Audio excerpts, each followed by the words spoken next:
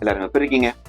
ஒரு மனிதன் ஒரு தீப்பெட்டியில சில தீக்குச்சிகளை எடுத்து சாமி அறையில விளக்கேத்திட்டு இருக்கான்.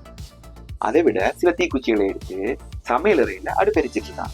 சில தீக்குச்சிகளை எடுத்து வீட்டுல கரண்ட் இல்லாத போது மெழுகுவத்தி ஏற்றிட்டு இருக்கான்.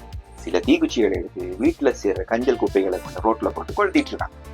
இப்படி அந்த தீக்குச்சிகளை பயன்படுத்தும் பொழுது ஒவ்வொரு தீக்குச்சியும் நான் பிறவி பயன் அடைஞ்சேன் சொல்லிட்டு எரிஞ்சு போச்சு. ஒரு நாள் அந்த மனிதனுக்கு மிகப்பெரிய கடன் சுமை. மீள கடனை கட்ட முடியாத அவமானத்தால தானும் தன் மனைவியும் குழந்தைக்கு மண்ணெண்ணெய் ஊற்றிட்டு தற்கொலை பண்ணலாம்னு முடிவெடுத்து தீப்பெட்டியை திறந்து எடுத்தா அதுல இருந்த ஒரே ஒரு குச்சி. ஆனா அந்த குச்சியும் உடஞ்சு போயிருந்துச்சு. பரவாயில்ல, அதை வச்சு தட்டி இருக்கான், எரியவே இல்லை. அந்த தீக்குச்சி எரியாததால மன விரக்தி அதிகரிச்சு அந்த தீக்குச்சியை கீழே போட்டுட்டு ஓன்னு கத்தி இருக்கான்.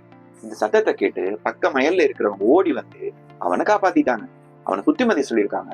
மீளவும் நல்ல வாழ்க்கைக்கு திருப்பிட்டாங்க. கொஞ்ச நாள்ல அவனும் கடன் எல்லாம் அடைச்சு சந்தோஷமான வாழ்க்கைக்கு வந்துட்டான். அப்ப கீழே இருக்க தீக்குச்சியை அவன் எடுத்து வச்சு பார்த்துட்டு இருக்கான்.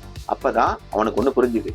ஒவ்வொரு தீக்குச்சியும் பிறவி பயன் அடைஞ்சதா நினைச்சு எரிஞ்சது போல இதுவும் எரிஞ்சிருந்தா இந்த நல்ல வாழ்க்கை இல்லாம போயிருக்கும் அவன் நினைச்சான். உண்மையா இல்லையா?